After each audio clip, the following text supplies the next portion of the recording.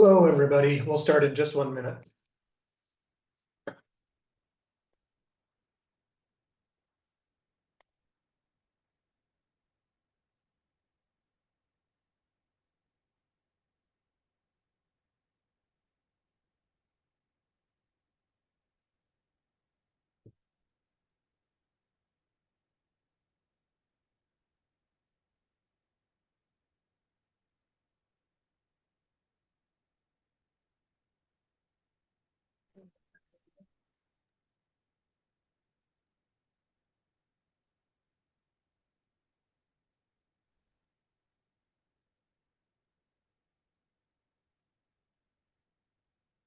Hi, and good day to everybody. I'm Reed Atkin with the Micronutrient Forum, and I'm happy to welcome you to this webinar. We've seen tremendous interest in this particular webinar, and I'm thrilled on behalf of the Micronutrient Data Innovation Alliance to be able to welcome so many people to learn about the new global estimates of dietary micronutrient inadequacies. Over the next hour, we're going to hear from the study authors, benefit from the reflections of two national nutrition and public health experts, and have plenty of time for Q&A for the many people on this call. Before we begin formally, I've got a handful of housekeeping notes for everybody. First, all participants' videos and microphones will be switched off during the webinar. I believe you can unmute yourself to ask a question, or please use the chat. The webinar will be recorded, and we'll be sharing it on the Micronutrient Forum's YouTube page in case any of your colleagues are interested in watching it afterwards.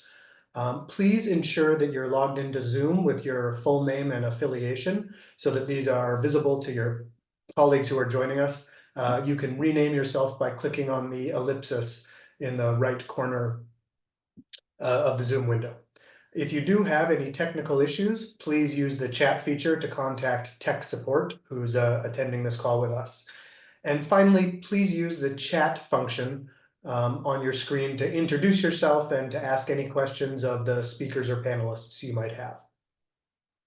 With that housekeeping out of the way, let's dig into the program. As I said, I'm Reed Atkin. I'm a senior advisor to the Micronutrient Forum, and I lead our Micronutrient Data Innovation Alliance work. And I'm thrilled to welcome you all here to this webinar. Over the next hour, we have two objectives. First, we'll learn the key findings from the recently published Lancet Global Health paper, Global Estimation of Dietary Micronutrient Inadequacies, a Modeling Analysis. After we hear from the authors, we'll have a discussion about how this information complements other data to contribute to decisions on national nutrition policies and programs, such as large-scale food fortification, and then that will include some Q&A. Without any further delay, it's my pleasure to introduce our keynote presenters. First, Dr. Simone Passarelli, the lead author and policy advisor at the Office of Global Food Security at the U.S. Mission to the United Nations agencies. She is presenting today in her personal capacity. Dr. Passarelli is a public health nutritionist with over 15 years of experience in ag, food security, and nutrition. She earned her PhD from the Harvard T.H. Chan School of Public Health, where she focused on global micronutrient intake, nutrition-sensitive ag.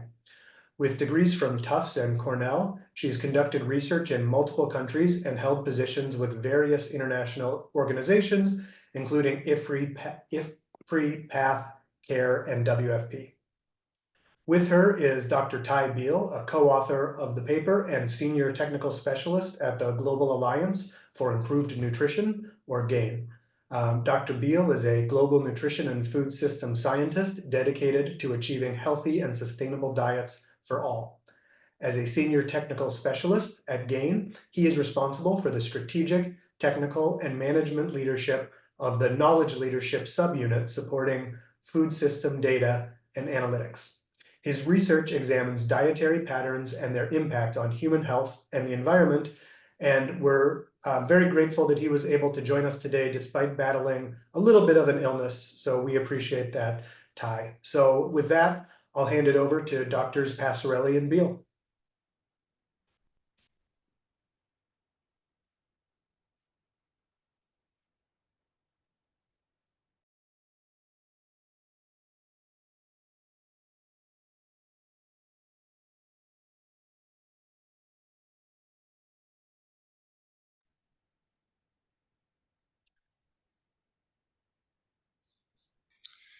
Great to be here, everyone. Nice to see you all. Can we get to the slide deck at the start? Sure. Gurmeet, can we keep advancing? So I'm going to start off with this presentation, then I'm going to pass it over to Simone. So we're going to pass the baton a little bit, but I wanted to just share really briefly that this work really was intended to fill a major gap in the literature and the evidence base. And so what I'll be talking about is a little bit of the external data, the other data sources on global micronutrients. And then Simone will be talking a bit more specifically about the article itself. So go ahead and go to the next slide. So first, why do we care about micronutrient adequacy? This is a question most of us in this field have been really passionate about because it's the motivation for doing the work that we do. And I'll proceed to the next slide, please. So in 2022, Gretchen Stevens et al. Published a new global estimation of anemia. And this is showing here the prevalence of anemia total and then different forms of severity. And we have children 6 to 59 months at the top. And at the bottom, we have women 15 to 49 years. And what you'll see is that globally, a vast number of women and children have anemia. And this is upwards of 1 in 3 women globally. In many regions, it's up to 2 in 3 when we look at South Asia, when we look at West and Central Africa. So there's a major burden of anemia. Now, we know the causes of anemia are very diverse and plenty, but iron deficiency anemia and other nutrient inadequacies also lead to anemia. And the iron deficiency is a very common form of anemia. Next slide, please. And just to sort of wrap up this sort of section on why we care about micronutrient inadequacy, this is showing stunting, and this is the latest data for each country, where you can see quite high prevalence in sub-Saharan Africa and South Asia. The darkest blue color, it looks like the legend is missing, but that's about upwards of 50%. So in some countries, stunting is above 50%, and we know childhood stunting remains very high, very prevalent in sub-Saharan Africa, in South and Southeast Asia. Next slide, please. So getting into the micronutrient data, we have about 3 broad categories of data that we can look at in terms of a global level, and they start with the micronutrient adequacy of the food supply. And there is a difference between what people eat, what people have available to eat, and what happens in the body when people have inadequate intake of nutrients. So I'm going to start by some research that we did several years ago now, if you can go to the next slide, where we asked this question. When we look at the food supply, there is a data source that FAO provides, the food balance sheets, looks at really in every country in the world, just about, over each year, starting from 1961, what are the broad categories of foods that are produced and available for consumption? Now, this is very limited data because it's really providing an estimate of the inadequacy of the food supply. It's not directly intake, which is why we wanted to do the recent study that Simone will talk about. I wanted to frame the context of this because we have seen from 2017 that the food supply is actually highly inadequate globally in calcium, iron, vitamin A, and zinc. And there's other nutrients as well, but those are the nutrients with the highest prevalence. If you look at the dotted line, that is showing you the world estimate overall. And the triangle is showing an estimate of the impact of prevalence when you look at and include fortification. Now, fortification data at this point, when we are writing this paper, was pretty limited. And so future research will be much more precise with the estimation of micronutrients, and I'll talk in terms of fortification. I'll talk a little bit more about that at the end of this presentation. So I just wanted to highlight here, we see widespread gaps in the food supply. So it's very concerning, and it's been a motivator for why we need to look more in more detail at diets and at biomarkers in the body. Next slide, please. Now, this was a more recent paper just last year published in Nature Food, and it was quite similar to the analysis we did in 2017, but they did a bunch of unique things, and they looked at the food supply from a little bit of a different angle. They compared the ratio of the food nutrient availability to recommended intake. So here we're not really getting an estimate of the prevalence of inadequate intake, but we're getting an estimate or a prevalence of an inadequate food supply, rather. We're actually getting an estimate of the ratio of food nutrient availability to recommended intake. So if you look at this dark black circle going around at 1, any nutrient that is above or outside of that circle, globally, it's said that there is actually enough nutrient supply to meet requirements or recommended intakes. Now, depending on the region, the paper goes into detail about certain regions where that actually may not be the case, even if it's above 1 globally. Any nutrient that is below or within that circle of around 1, such as calcium and vitamin A, which are very inadequate, they're highlighted red here, vitamin B12, which is moderately inadequate, and then iron and zinc, which are mildly inadequate globally. Really, the food supply, even if it was perfectly distributed evenly, would not meet the requirements, the recommended intakes of the population. So there have been a few other studies that I'm not highlighting here when you look at the food supply, and they have some nuances and some differences in terms of the magnitude of each nutrient inadequacy. And that's due to a few different things, the variety of the methods and the type of data that was sort of used to inform the approach. Next slide, please. Now I want to jump over. So I'm skipping over dietary intakes. That's because the recent paper that Simone led, we'll get into that into detail, but I'm going to go from the food supply now, skipping over dietary intake inadequacies, to micronutrient deficiencies in the body. If you can go to the next slide. This was a paper that we worked on a couple of years ago with the Micronutrient Forum, and we really wanted to get an estimate globally of how many people worldwide are deficient when you look at biomarkers in the body in micronutrients.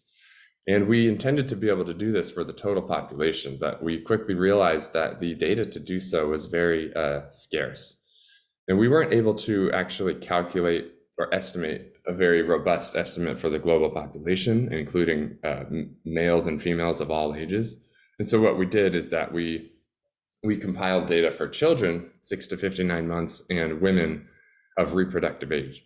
And so at the top, graph A is showing that for children, and the bottom is showing that for women.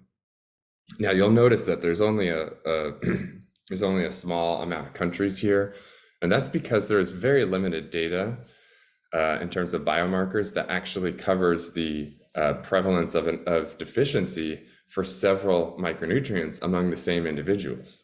And that was important for our study question because we wanted to answer the question, what proportion and how many people have at least one micronutrient deficiency?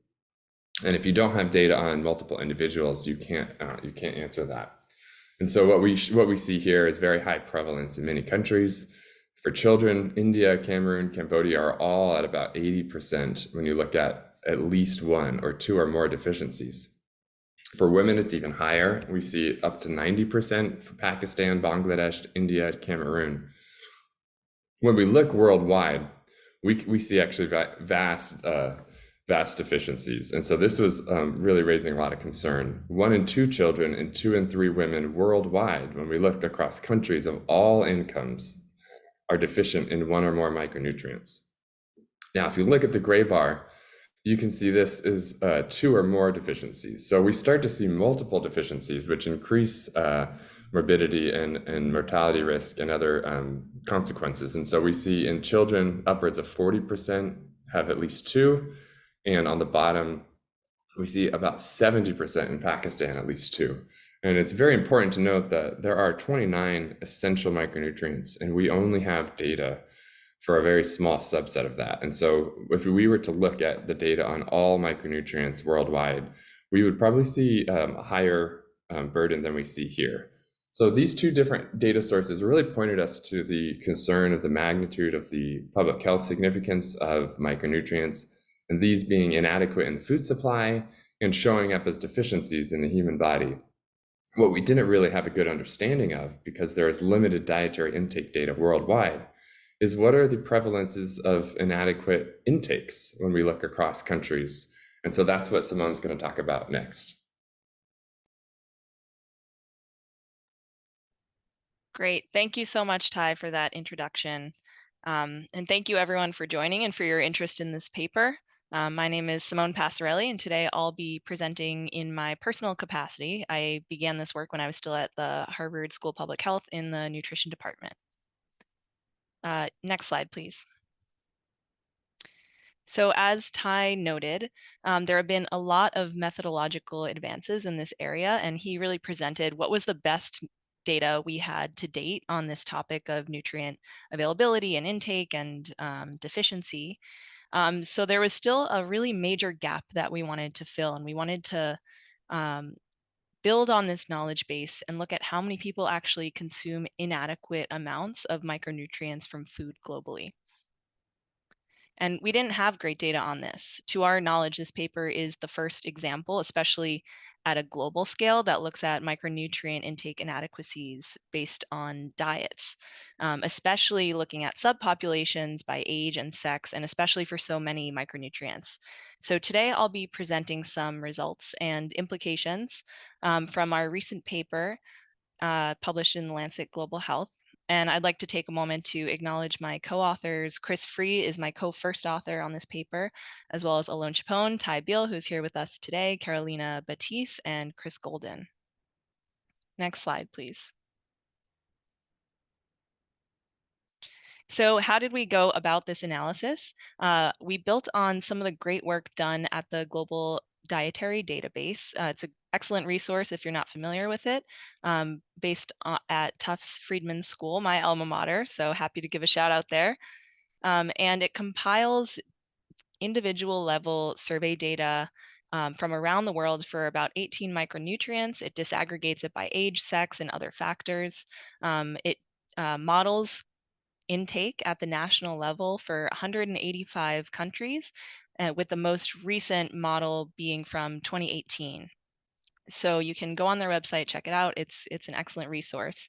And we derive distributions for micronutrient intake based on methods we had developed during a 2022 AJCN paper, where we used individual level dietary data to estimate the shape of nutrient intakes with greater accuracy.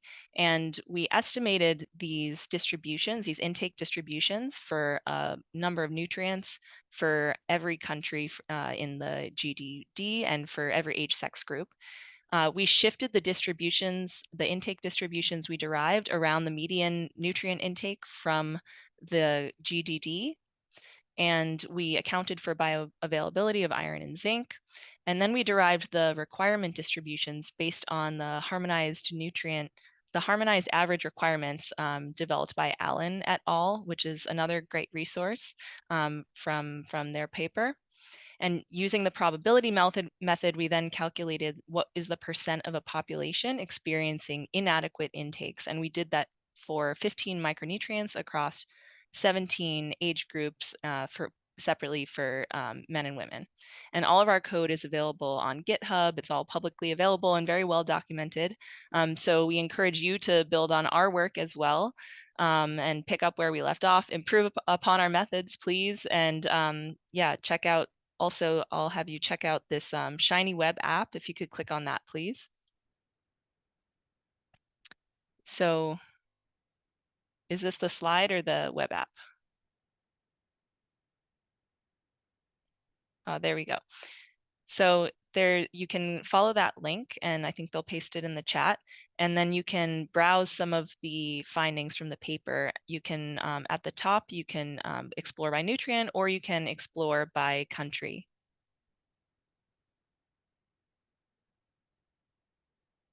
It'll just take a second to load. But so you can see here, it's separately by males and females, by nutrient, by age. And then if you want the raw data or the code, check out the GitHub site. Thank you.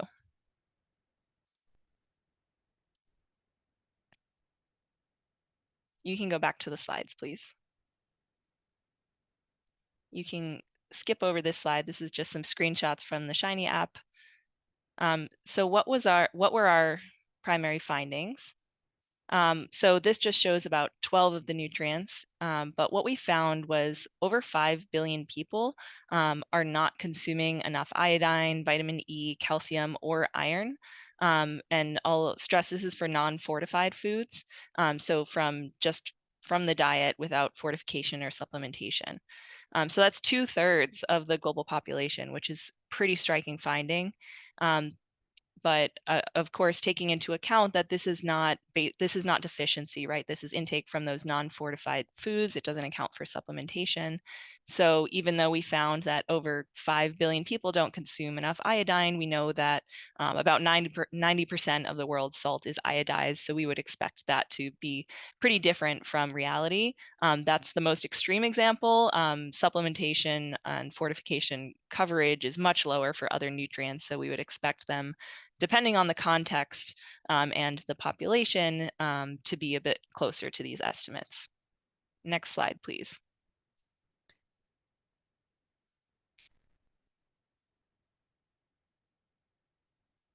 So we found extremely high intake inadequacies for men and women, particularly in sub-Saharan Africa and Southeast Asia, with the highest inadequacies for iodine, vitamin E, calcium, and iron. And we saw the lowest intake inadequacies for niacin, thiamine, and magnesium. And we saw particular differences by region, but also by men and women separately. So women had higher inadequacies for iron, vitamin B12, iodine, selenium, calcium, riboflavin, and folate, and men had higher inadequacies for magnesium, vitamin B6, zinc, vitamin C, vitamin A, thiamine, and niacin. And this follows pretty closely what we know about men and women's different dietary intakes. For example, women can typically consume less B12 and iron because they typically consume fewer animal source foods, while men might consume fewer fruits and vegetables. Next slide, please. Oh, actually, can you go back to the previous slide? I'll just point out the figure in the top corner. The panel on the left is women. The panel on the right is men. And we just had this pretty large percentage point difference, I think around almost 20 percentage point difference in South Asia between women and men's vitamin B12 intake. So that was pretty striking finding. Next slide, please. So some limitations I'd like to highlight. As I mentioned, fortification and supplementation can make a big difference. We know we saw about 2/3 of women have inadequate iron intake, but some of the data that Ty presented show that about 1/3 of women are iron deficient. So we know biomarkers are the physical manifestation all the way at one end of the spectrum, but inadequate intakes are on the path there, and that supplementation and fortification can make a big difference in filling that when we're looking at intake compared to biomarker status. One of the other limitations that we're all aware of at the Micronutrient Forum is some of the limitations in the individual level dietary intake data and the biases there and the underlying surveys, the coverage and availability issues. The way we address this and the way the global dietary database address this is through modeling techniques, but we constantly need to be doing better to improve the availability of representative individual level dietary surveys so that we can have more precise estimates. And I'll just stress again that these data are not telling us about actual deficiencies because they don't incorporate any biomarkers.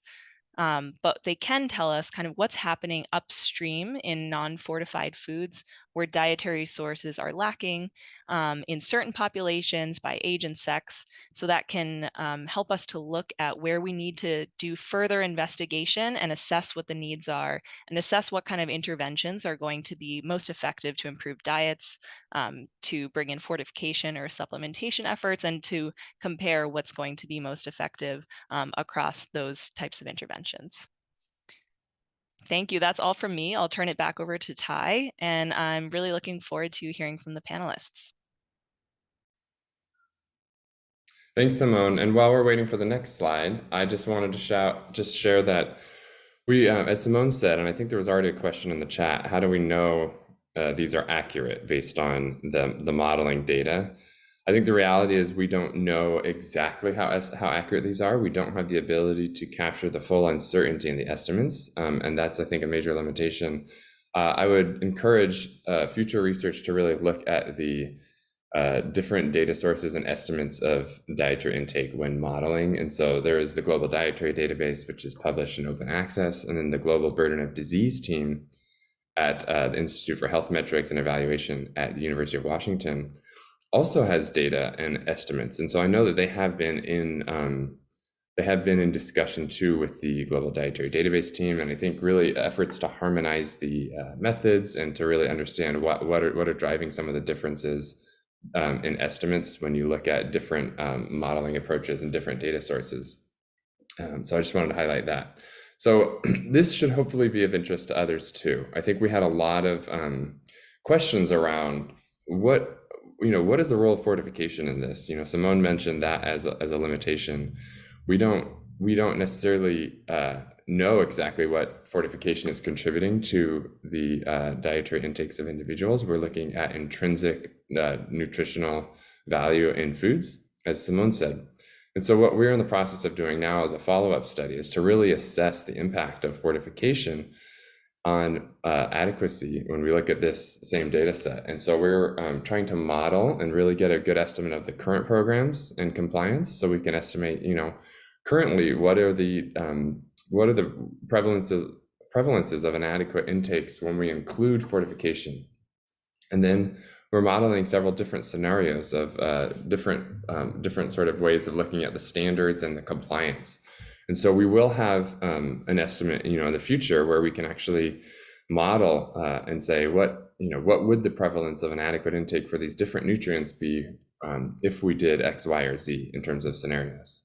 And along with that, we will also be estimating the cost of implementing the scenarios so that we really can understand how much does it cost to achieve a certain amount of nutrient adequacy. And we believe that this will be a very important advocacy piece for the importance of large-scale food fortification. So I'll wrap it up there. I can only imagine that we will have a lot of questions, and I hope we'll have time to get to those. I haven't been able to follow up with the chat. Thank you. Thank you very much, Ty, for that context and also that glimpse into the future of the studies in process, and Simone for that overview of the recent paper and the explanation of or exploration of the Shiny app. I appreciate that. So now we're going to segue to a brief panel discussion with a couple of panelists before we open it up to a broader Q&A. Please keep putting those questions in the chat and we'll be able to address those soon. I'm pleased to introduce two very experienced panelists to unpack what these new dietary adequacy insights mean for programs and policies. First, I'd like to introduce my friend, Dr. Anna Lartey. Dr. Lartey is a professor at the University of Ghana, a board member of the Micronutrient Forum, and is perhaps best known for her 7 years of service as the Director of Nutrition at the Food and Agriculture Organization for the United Nations. Dr. Lartey has won several awards, not the least of which is the Sight and Life Nutrition Leadership Award in 2014. Thanks for joining us, Anna. Also joining us is Dr. Masresha Tessema, the Director of Food Science and Nutrition, research at the Ethiopian Public Health Institute, EPHI. Dr. Masresha is a leading figure in nutrition implementation research, and his contributions have significantly advanced public health outcomes in Africa. Currently, he serves as the Director of Nutrition, Environmental Health, and Non-Communicable Disease Research at EPHI. He is also president of the Ethiopian Food and Nutrition Society. Dr. Masresha is the principal investigator and co-principal investigator on several research projects and has secured competitive grants from various funding agencies. He's authored over 50 publications in peer-reviewed journals, and Dr. Masresha holds a PhD in public health nutrition from Wageningen University and research in the Netherlands.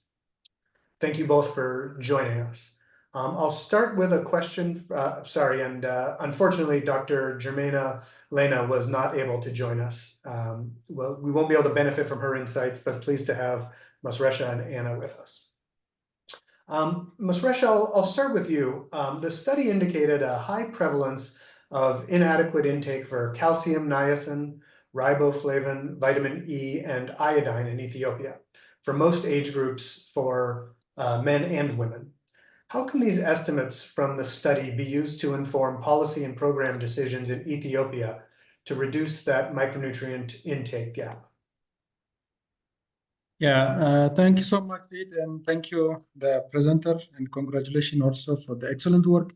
Yeah, in terms of this finding to be used by the policymaker in Ethiopia, I think this has been a greater opportunity as Ethiopia, the country, to use this evidence, and most importantly, these findings has a lot of complementarities with already existing evidence on micronutrient deficiency, in particular, including the micronutrient status, and also the intake data where they're available in Ethiopia.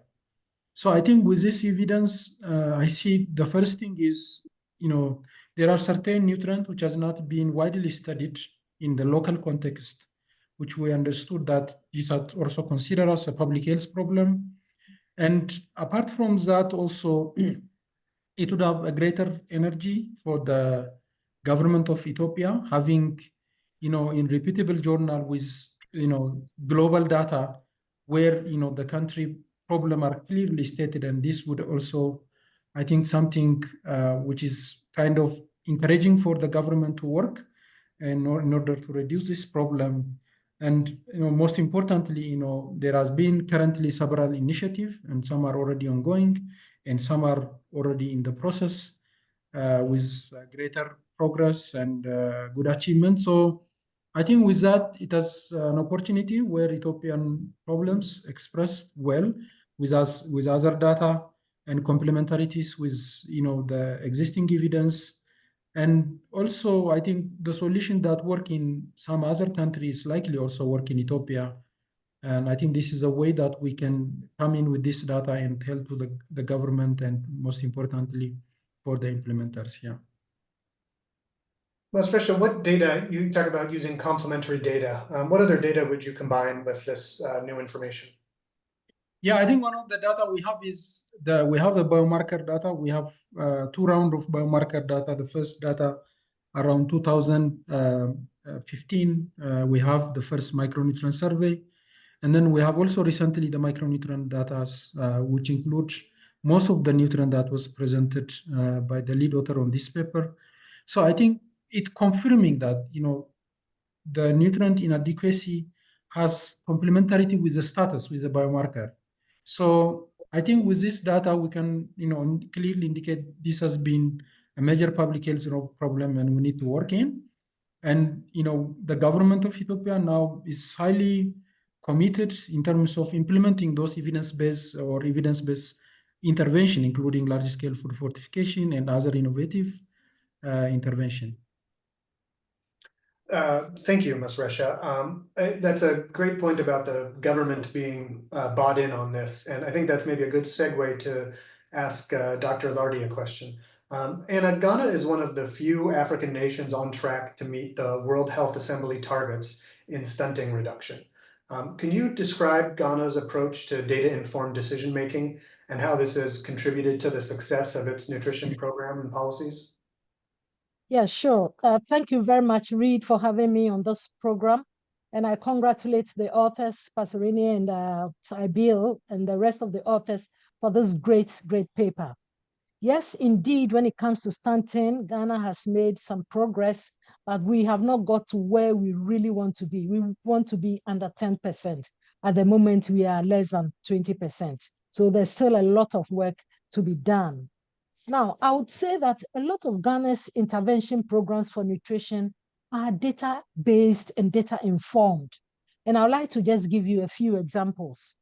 For example, we do have the demographic and health surveys that are done regularly. And then also there's the mix, which is the multi-indicator cluster surveys that come out regularly. We also have had the national micronutrient surveys. Ghana uses these survey data regularly to assess the situation, look at progress and what interventions are needed for us to focus on. So we know that stunting is very complex. You cannot just use only one intervention to address the issue of stunting. So Ghana really uses multiple interventions to address stunting. For example, a key one I want to mention is what we call the CHIPS compound program. This is the Community Health Integrated Programs. And this is actually an integrated program that brings health services to the doorsteps of the community. Now, the CHIPS compound is staffed with a nurse, midwife, and community volunteers. And sometimes even we have nutritionists also assigned, And basically at the CHIPS compound, you have they actually address issues about immunization programs, growth monitoring, iron folic acid interventions for pregnant women, and also they address intermittent treatment of malaria in pregnancy. So it's a package of interventions brought to the doorsteps of the community. This is really good. So they don't have to go far to access some of the interventions that are available. Another example I'll give is the vitamin A supplementation programs. Before this supplementation program became part of our health policy, where children under 5 and women are given vitamin A supplementation, Ghana had, we did a number of studies were done in Ghana, the vitamin A supplementation trials. Ghana was one of the countries where this program was done. And these programs showed the benefits of vitamin A supplementation for mothers and their children. And now it has now got into our maternal and child health policy. Okay. Then also we have the GIFT program, which is the iron folic acid supplementation for adolescents. Now, this was based on the 2014 Demographic and Health Survey. We saw that this group of children, adolescents, were actually left out. So in 2017, Ghana started the GIFT program to actually supplement adolescents with iron folic acid supplementation. So basically, I would say that when it comes to micronutrient intervention, interventions are data-driven. We look at the data, the Demographic and Health Survey makes, and all of that, and then we know where we are, what the situation is, and what needs to be done. Currently we have a study ongoing, which is we are looking at the efficacy of bouillon cube fortification with micronutrients.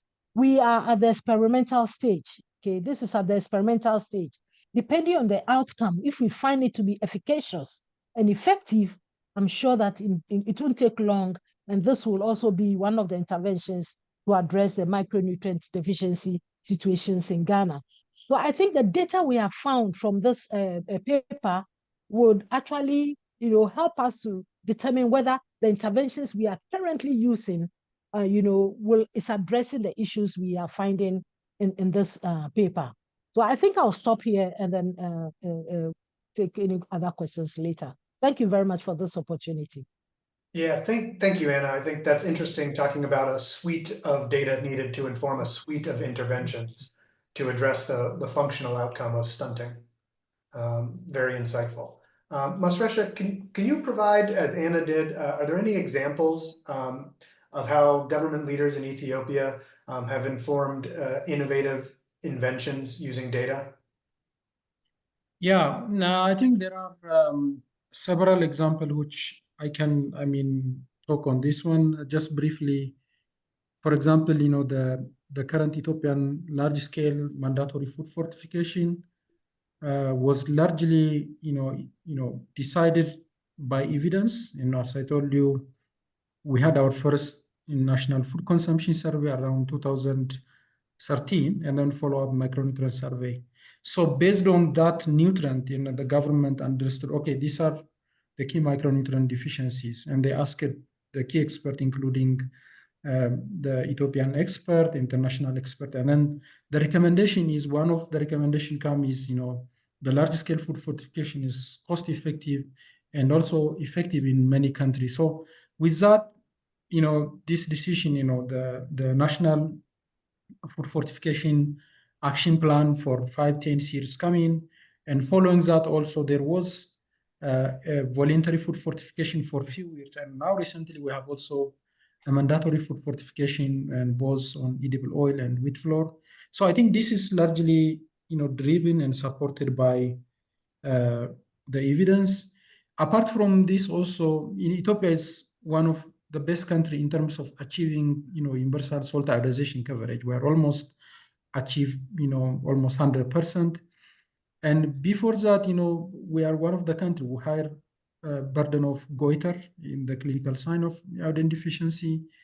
And in addition, the iodized salt coverage is very low, almost between 5 and 10%. And when this data come in and the health impact with some economic implication come to the policy, and we had, the mandatory salt iodization legislation around 2011. And when this mandatory come in, the regulatory agency, the Ethiopian FDA, has capacitated to endorse this activity and enforce all throughout the country. And then now almost, I think, all the salt in Ethiopia is iodized. So this is another, achievement that comes through the support of evidence. And now, apart from that, also the government is now really very committed in looking some innovative solution because having salt iodization was very successful in reducing goiter, iodine deficiency. And we were also asked, can we fortify other nutrients, including folic acid? This came also, we have high burden of neural tube defect in many parts of Ethiopia. And, neural tube defect is largely caused by low folic acid intake during pregnancy. So we are also looking at that innovation with, the request from the government, and the clinical trial is ongoing. And if it works, and it's likely that this has also taken as double fortified salt using iodine and folic acid would be some of the program on government looking to implement after the evidence. Over to you, Reid. Thanks, Masresha. Anna, and just one last question. I'm wondering, if you're thinking about the outputs of this particular study, how this information can be used to guide and accelerate Ghana's strategy to combat micronutrient malnutrition. Do you see any, clear pathway from this new information, or do you think it's just part of that suite of data that the government and policymakers should be looking at? Yeah, again, thank you very much. I'll say that the findings from this study are very critical for Ghana, and the findings actually confirm what we already know. Basically, we know that many households cannot afford a healthy diet. So when household cannot afford a healthy diet, and you have to telling people, eat healthy, how do you expect them to meet their micronutrient requirements? So I think because healthy diets are not affordable, that's why we are seeing the results of the study that, people are not able to meet their requirements just from diet alone. So there is a problem there. So we see that there is need for large-scale fortification, and the good thing about large-scale fortification is that they are usually cheaper and actually do not require dietary changes, So the fortification is there. Even looking at biofortified foods, they are the same foods you are eating, but they happen to have more nutrients in them.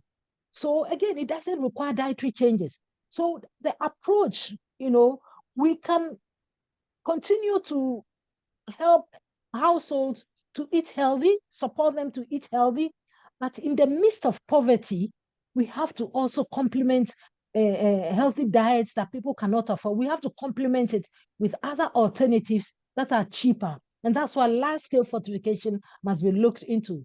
I think Masresha has talked about how using iodized salts, they've been able to address the issue of goiter. I think that's a big lesson, to say that, yes, we want to push dietary healthy diets, but the limitation is there. People just cannot afford a healthy diet. What is the next best alternative? And that is large-scale fortification, biofortification, the cheapest way we can get nutrients into the diet. We must do that in the midst of this widespread poverty. So I think the results of this one will confirm that the interventions we are using is the right way to go. For example, recently, Ghana is revamping her National Alliance for Food Fortification. so that we can expand the fortified foods available, looking at cereals, oils, flour. These are the things that majority of households are consuming, okay? So that, by consuming these, they can also meet their micronutrient requirement. And I think we've got to the point, we talked about micronutrient requirements as hidden hunger. I think we should find a way of dropping it. We should make it more visible. Visible. Micronutrients should be visible, not talk about it as hidden. And we should find a way to make it visible so that it is addressed in our interventions. Thank you very much. Thank you, Anna, for that insight and impassioned plea. I'm going to open it up to questions from the 165 people in attendance. But I noticed in the thread that there are a number of questions really about the assessment of fortified foods, the intake of fortified foods and use of supplementation. And I think, Ty, you've addressed a couple of those in the chat already, but for those not following the chat, I think it might be a good idea for you to address that verbally.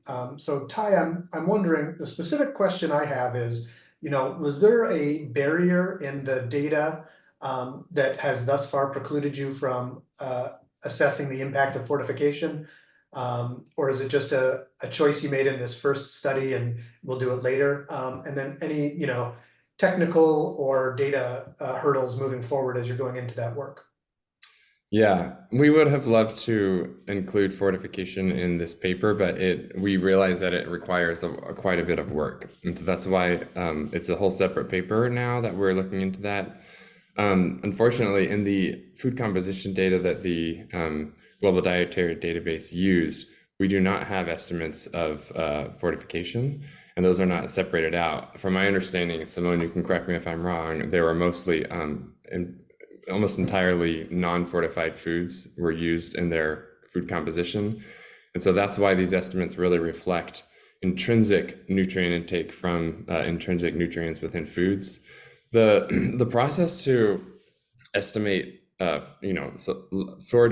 addition of fortification is very involved, because we first have to look at legislation, we have to look at policies around the world, how much of which fortificants are being used currently and should be used in different scenarios, what is the compliance, what is the coverage, what is the adherence.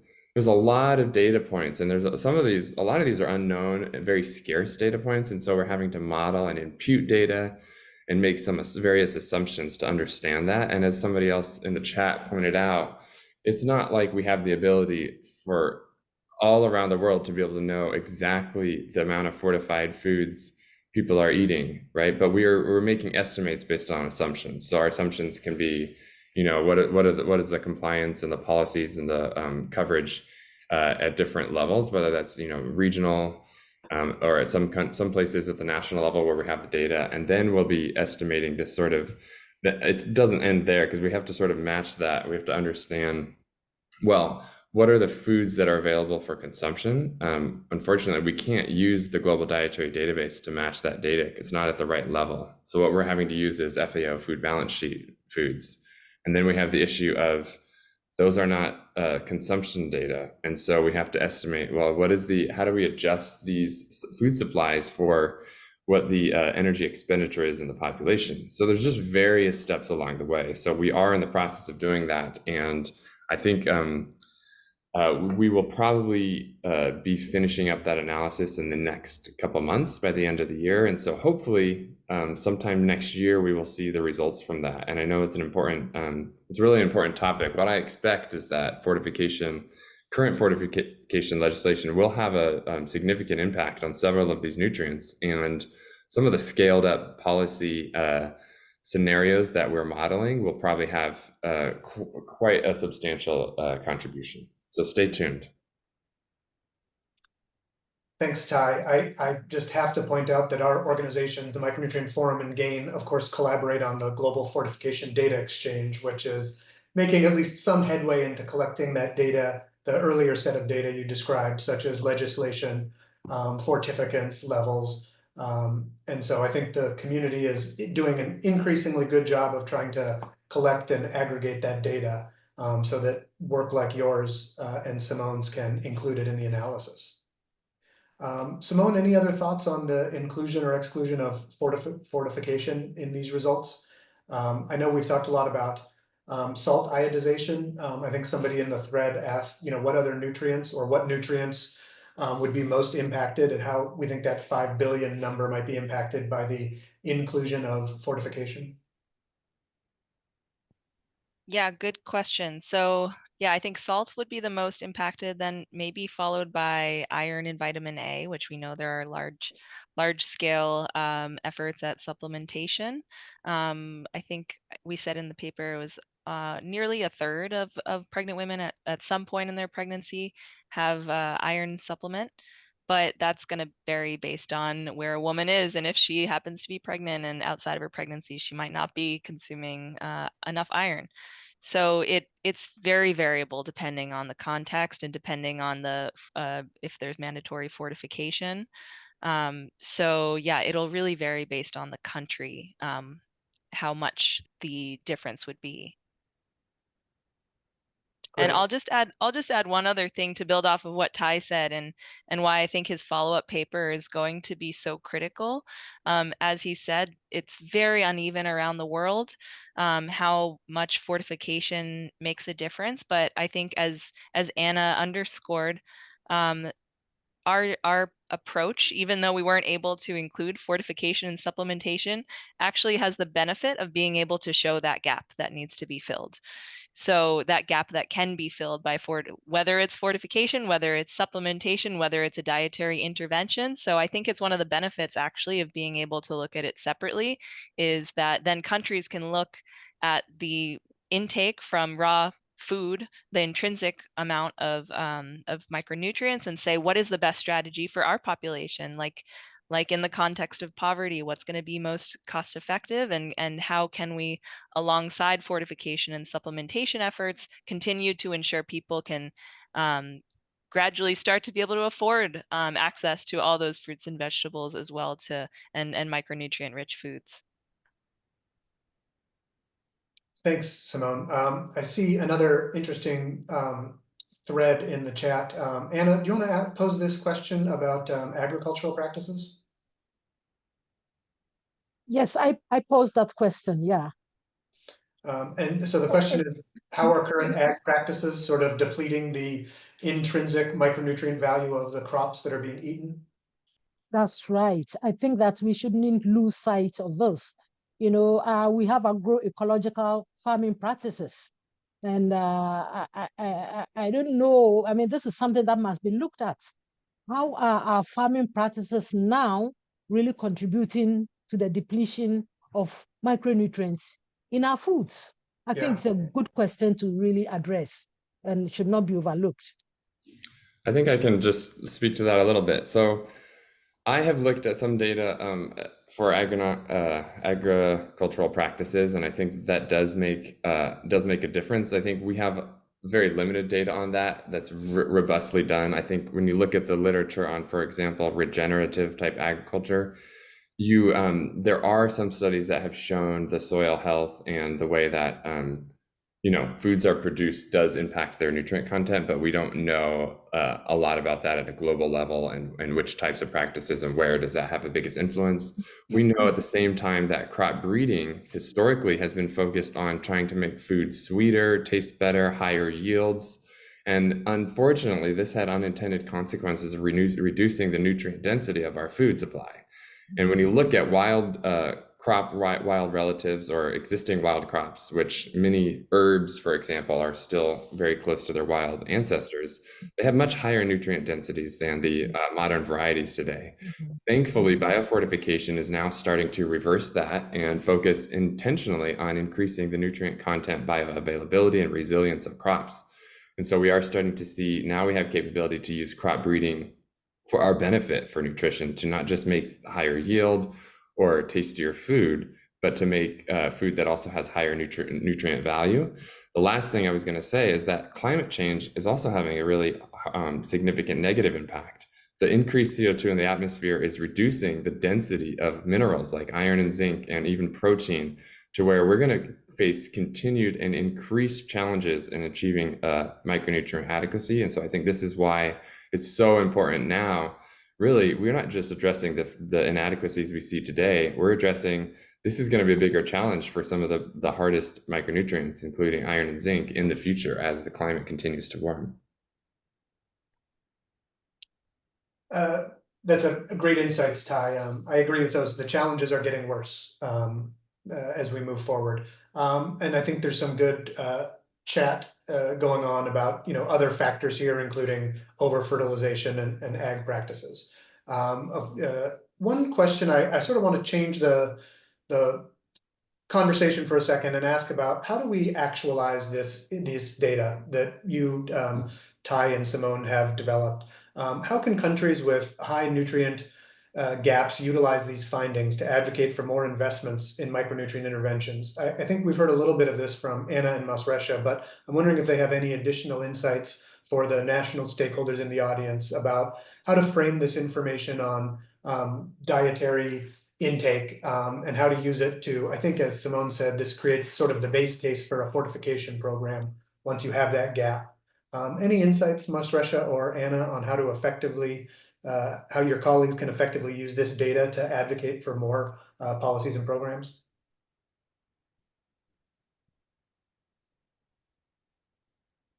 Yeah, Masresha, you may Anna? take the floor. I'll follow up. Okay, thank you, Anna. Yeah, I think this is in terms of framing this question. I think I see here the most important thing is I think this is a very nice global with high impact publication. And the most important thing for the policymaker is how we communicate this finding, which is very important. And it could be to continental level, because I see this data is all the continents are included. If there is ways, I think we'll look at communicating this. It could be, for example, for Africa through AU or other organizations who are capacity to coordinate, the continent level in terms of disseminating this finding. The second one I see is when we disseminate this finding, okay, these are numbers like 5 billion, 4, and so on, you can count. So I think we have to show also what could be done, like fortification, we have mentioned, supplementation, including vitamin E supplementation. Do we have also another innovative, which have been supported by evidence? We have to show this based on the context. Because when I see all the micronutrients are not deficient in one country, there are certain micronutrients deficient in some country and not deficient in other. So I think we need to frame this in terms of dissemination, and also that indicating, also showing some level of intervention. Kind of intervention that would be supported by evidence, or it could be with the cost. And apart from that, also, if for the policymakers, I think the policymaker, they want to know with cost. What would this cost? Yeah. And mostly when we contact or communicate, we want to link this with the outcome, with the cost, in particular with USCD, with how much we lost and what could be when this translated to mortality, morbidity, and the count. I think we need to have that strategy to bring that to the real practice. And of course, I think all the author will be happy also when this has been improved. when over the coming few years, it could be through SDGs and other target, because we didn't have much times, and I think many countries are behind, meeting several of SDGs targets. So I think we need to have that, and I think this is my reflection, and over to you, Anna. Okay, I'll just add a short lesson. I agree with all that Masresha has said, but I think the message is very clear. Healthy diets, poverty is making it difficult to afford healthy diets, and people are not meeting their nutrient requirements in the way we are eating. And so we need to find other interventions that are cheap and people can easily follow it. But that is not the end. It's going to get, of course, governments will look at this large-scale fortification, biofortification, and all of that. But there is also something that is needed, institutional capacity, human capacity to monitor these programs. You don't just start these large fortification programs and leave it. You need to monitor it, make sure that standards are adhered to, so that you make the programs effective. And then another important factor is that government should take a hold of these programs. When the programs are totally dependent on donors, it's not the best. government should realize that, your people are not eating very well. How do we put our resources to address these? When we are totally donor dependent, what it means is that when the donor changes their focus, then the program suffers. And we've seen this happening to a lot of programs in Africa.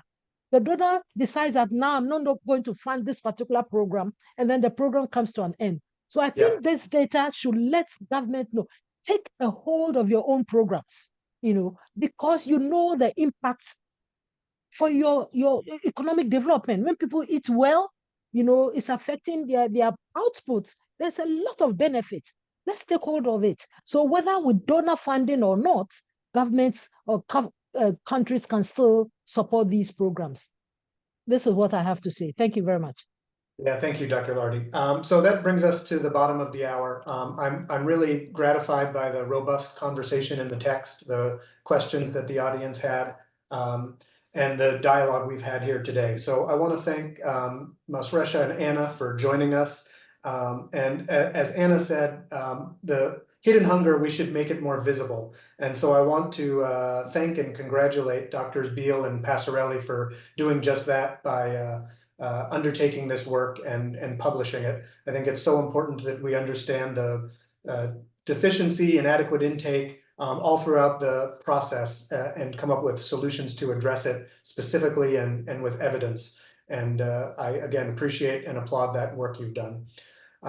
So I hope that we've accomplished our 2 outputs at the top of the meeting. On behalf of everybody at the Micronutrient Forum and the Micronutrient Data Innovation Alliance, thank you for joining us, and thank you to the panelists, and thank you to all of those who attended. I'll give you back your Wednesday evening or morning, and please take this information with you as you create more and more impactful programs and policies to address micronutrient deficiency.